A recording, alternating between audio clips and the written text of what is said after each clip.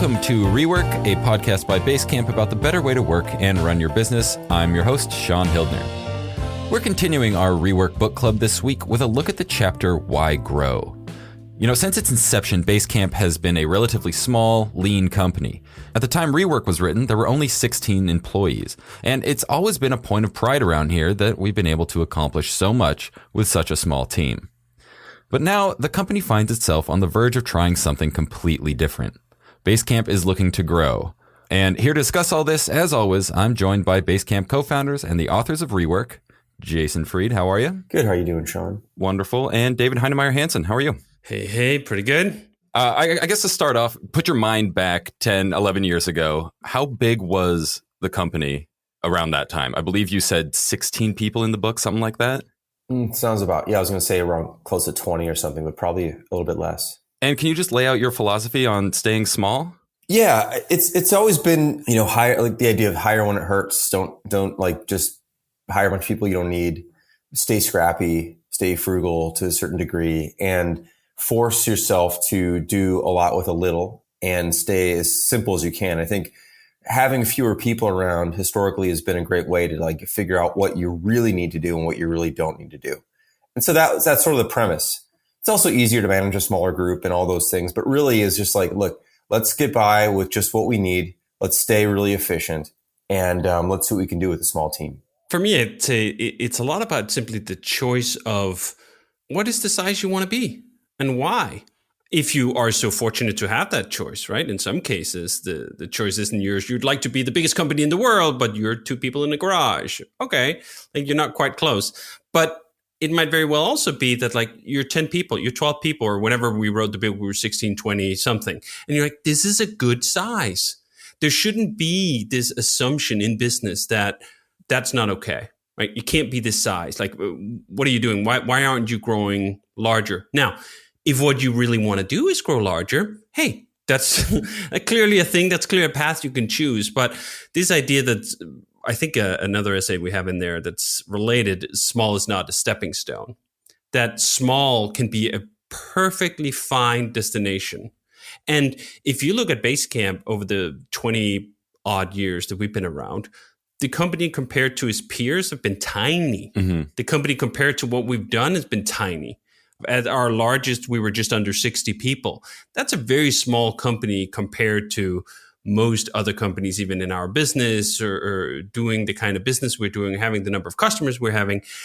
And for a very long time, we decided, you know what, this was fine. This was an okay size to be. In fact, just a few years after we published the book, when we published the book, I think we had 4 products. Right. So we had Basecamp, we had High Rise, we had Campfire, we had Backpack. And then a few years later, Basecamp itself had grown, which was sort of one of those things you don't perhaps choose as much. That's just like, where does the business go? How many people sign up? A lot more people had signed up. And we were at an inflection point where we said, do you know what? We can't do the quality we want to do with the number of people we have across 4 products. So what should we do? Should we either grow with the demand, or should we somehow change the demand? And in that instance, we chose to change the demand. We chose to shut down 3 successful, not as successful as Basecamp, but successful products that most companies unquestionably would just have decided to hire for and invest in.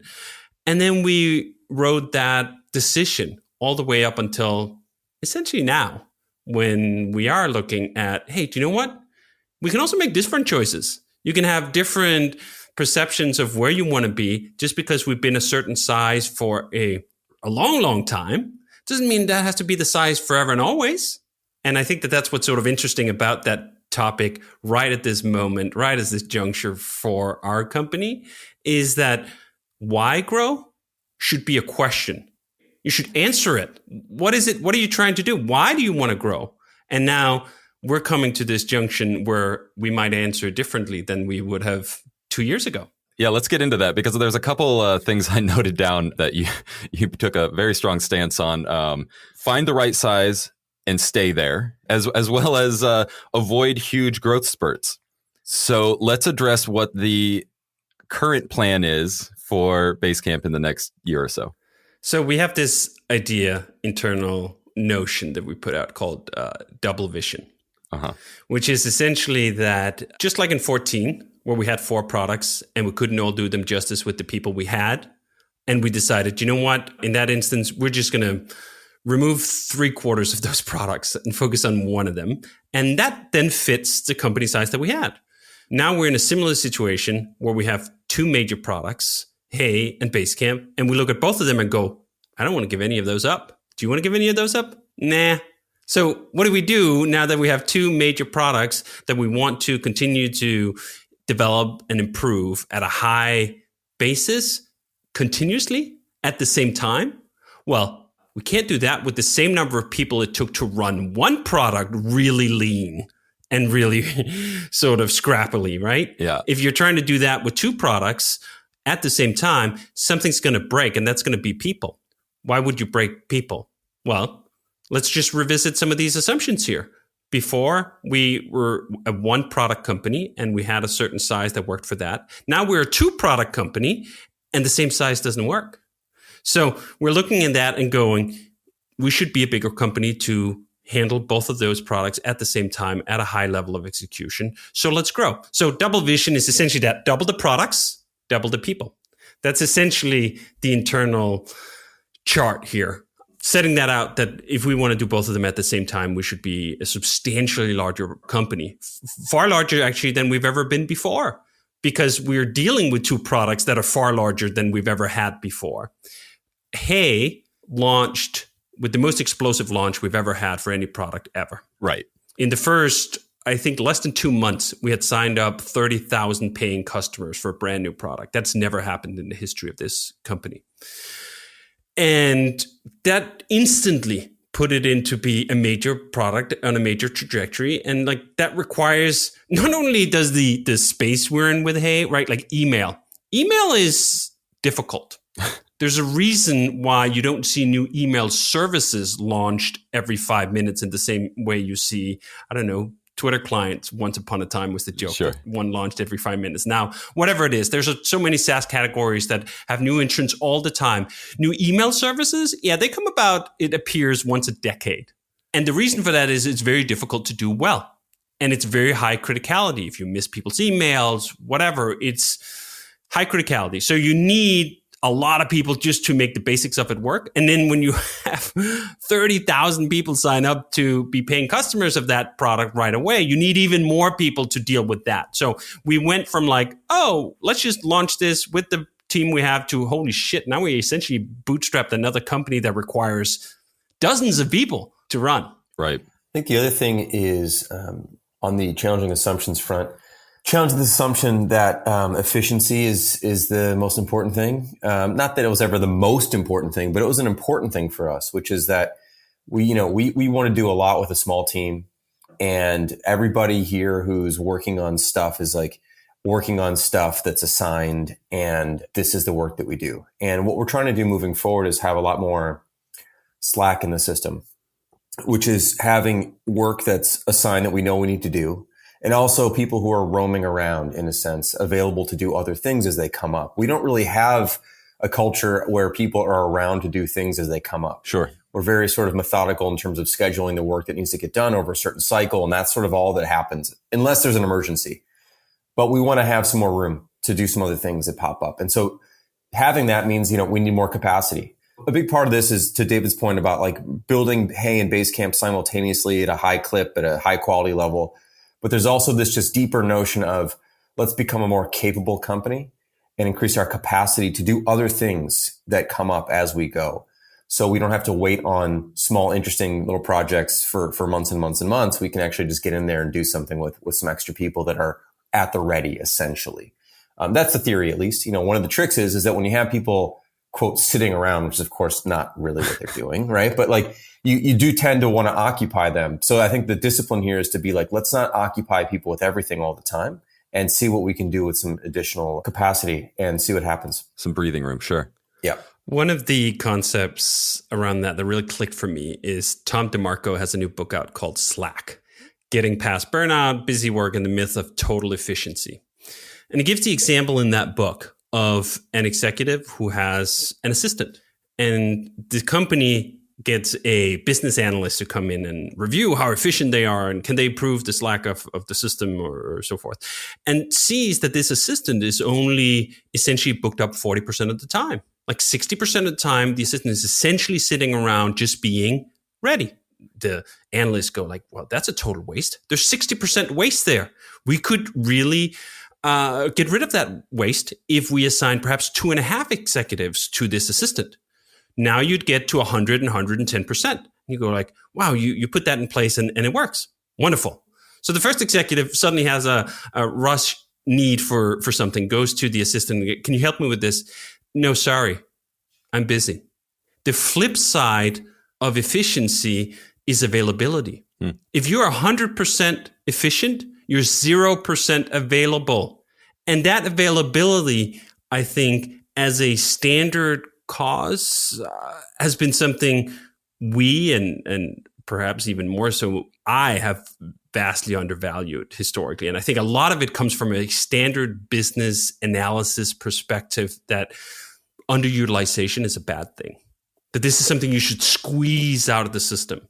If you look at it even broader, a lot of the ways larger corporations have done timetables for timed workers have been about squeezing that out, like getting to that level of 100% efficiency, 0% fat in the system. And as you squeeze that out, you squeeze out all the flexibility, you squeeze out all the availability, you squeeze out a lot of the resiliency.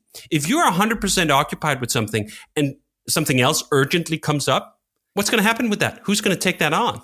Like now that's a hot potato we actually just have to get out of there, rather than realize that, as we call it when we do planning, reactive work that simply comes up in the course of business is not only normal, good, you should be aware that that's a thing that comes up. So I think we had been too much in that other camp. How can we make sure that everyone is scheduled, particularly on the product development side, to deliver the kind of things we wanted within a cycle?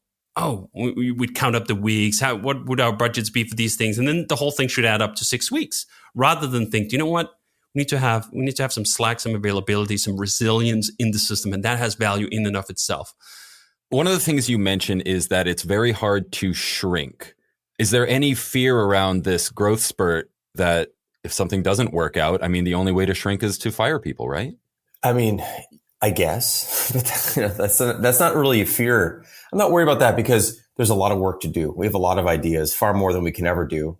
Every company does.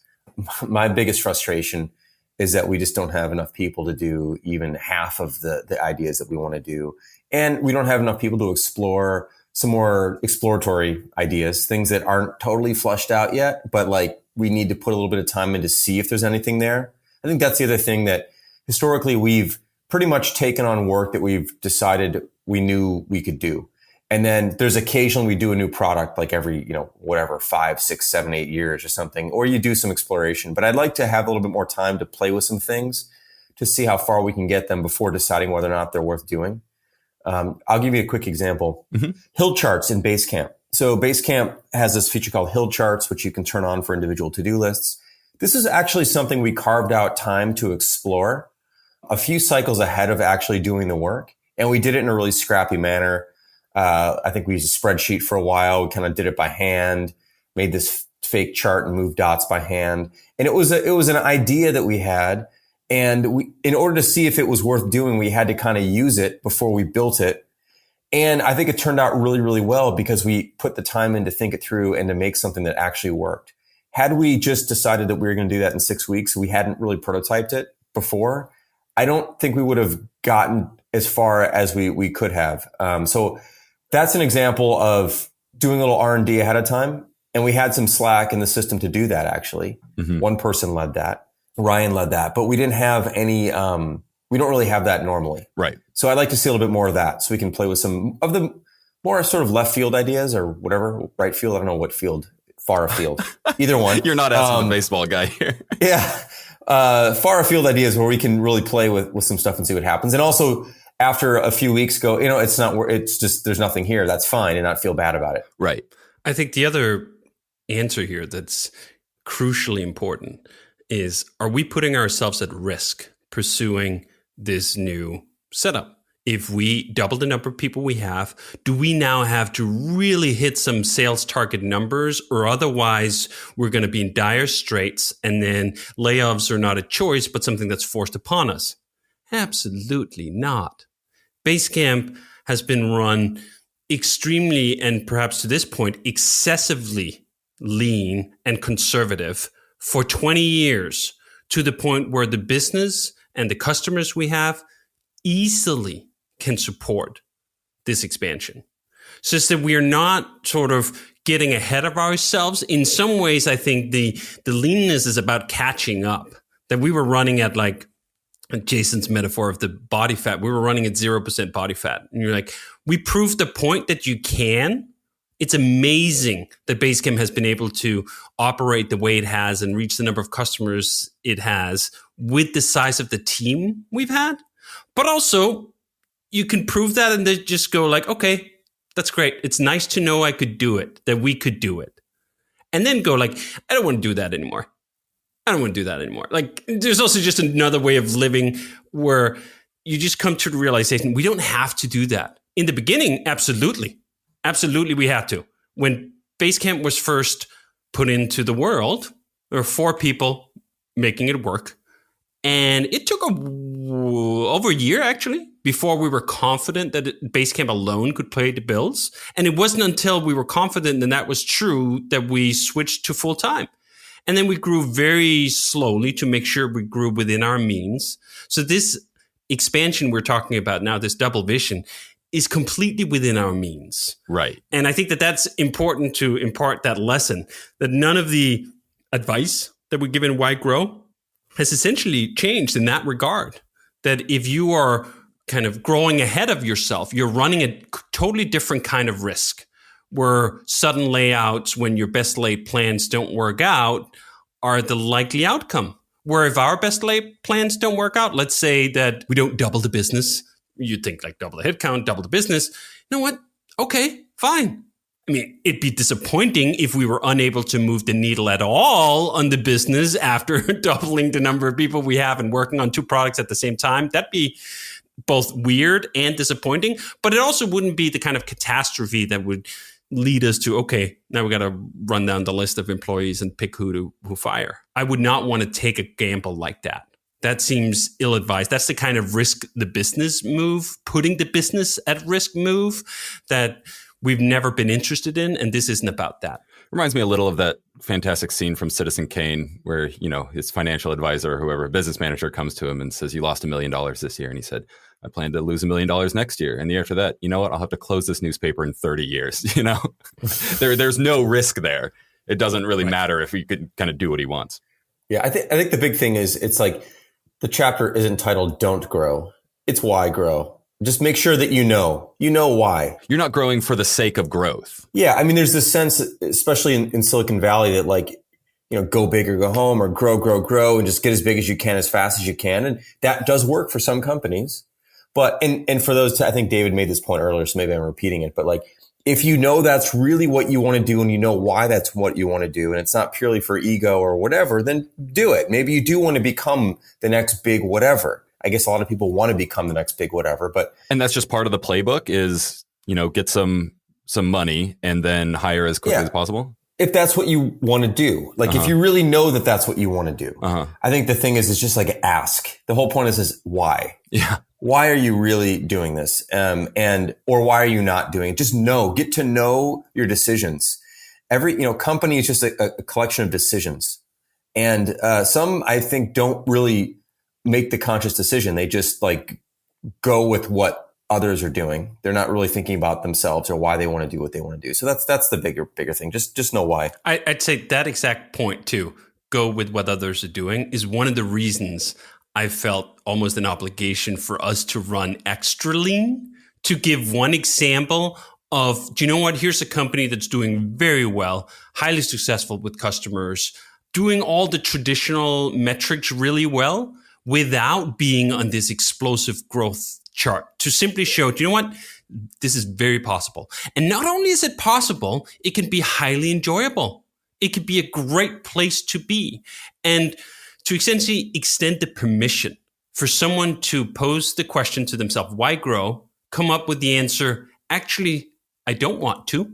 20 is great. And not feel as though they're doing something wrong, as though they're squandering something that they didn't want anyway. Again, if you want it, if you're on that path and you've really gone through it, fine. But there are clearly lots of companies out there that can live perfectly happy, fine existences, being a certain given size, and that's their natural place to be. And maybe they're like that for 10, 20 years, and then they can change their mind too, right? The whole thing, why, is a question. If you were going to write this essay again, would you add something along the lines of, oh, it's also fine if you want to change your mind, if you've, whatever circumstances, not forces you, but, you have to ask that question again, why grow?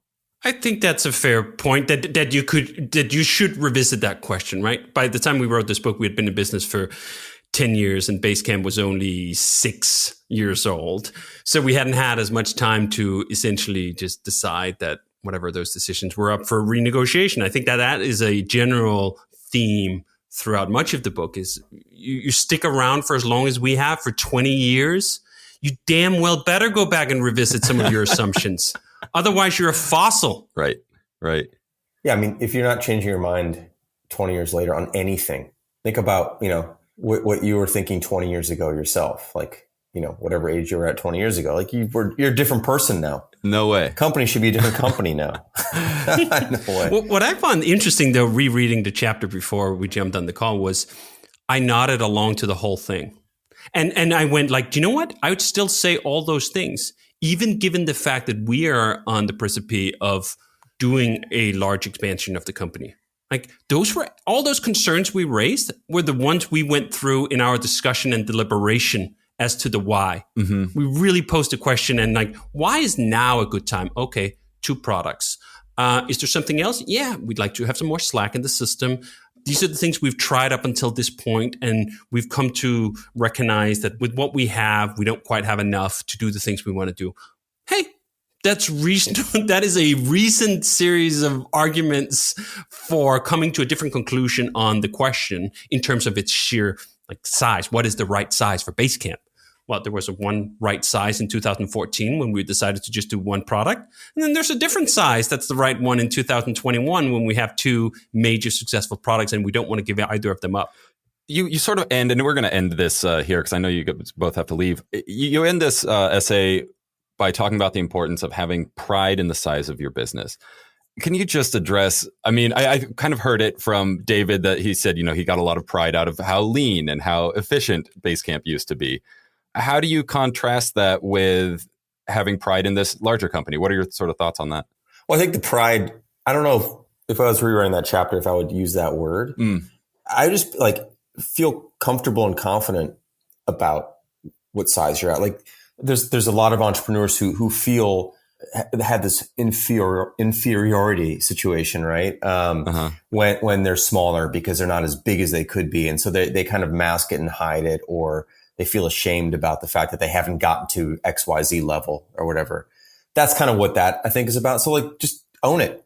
We're small, we're big, we're medium, we're 100, we're 20, we're 8, we're whatever. It's fine. That's who you are. That's what you are. Don't be ashamed of that at all. I think that's what we're probably trying to get at with that sentence, although we wrote it a long time ago. But that's my current feeling, at least. Yeah. And so, I'll be proud, when we get to, we're not we don't have an exact path here that 92 days from now, we'll have 101 people. Right. When we get there, we should be proud of where we're at. And by the way, you need to be proud of where you're at as you get there too. So when we're 84, we should be proud of that. When we're at 96, we should be proud of that. It's not like we hate it from 60 to 104 and then 105 we're happy again. You gotta, right. You gotta like where you're at as you're getting there, and recognize that you may not be where you want to be yet, but that's where you are. And that's a good place to be too.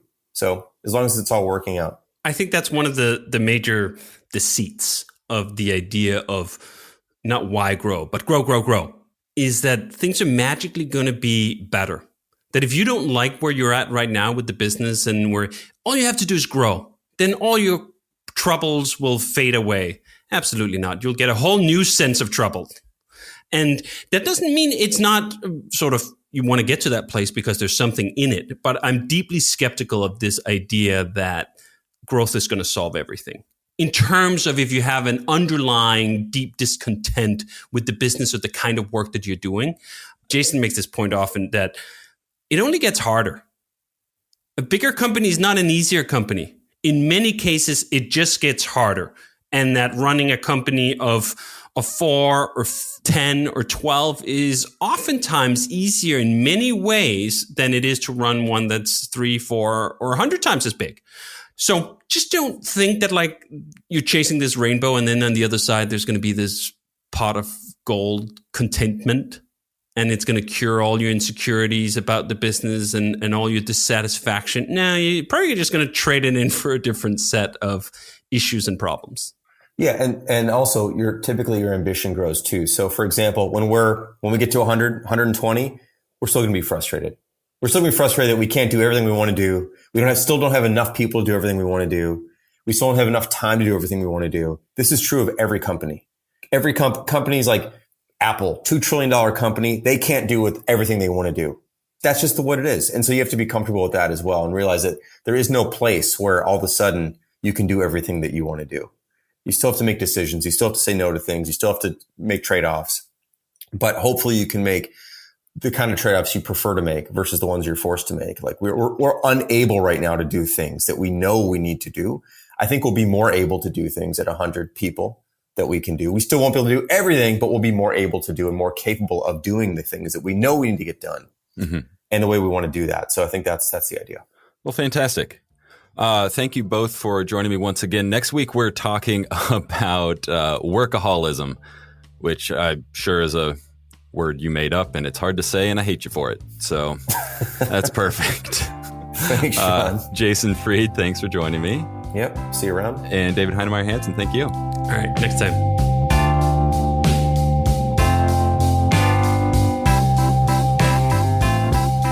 Rework is a production of Basecamp. Our theme music is by Clipart. You can find all of our past episodes at rework.fm. We are on Twitter at Rework Podcast. If you're following along with Rework the Book, next week we'll be discussing the chapter titled Workaholism.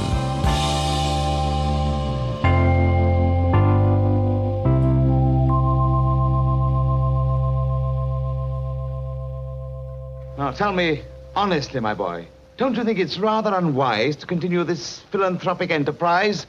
This inquirer that's costing you $1 million a year? You're right, Mr. Thatcher. I did lose $1 million last year. I expect to lose $1 million this year. I expect to lose $1 million next year. You know, Mr. Thatcher, at the rate of $1 million a year, I'll have to close this place in 60 years.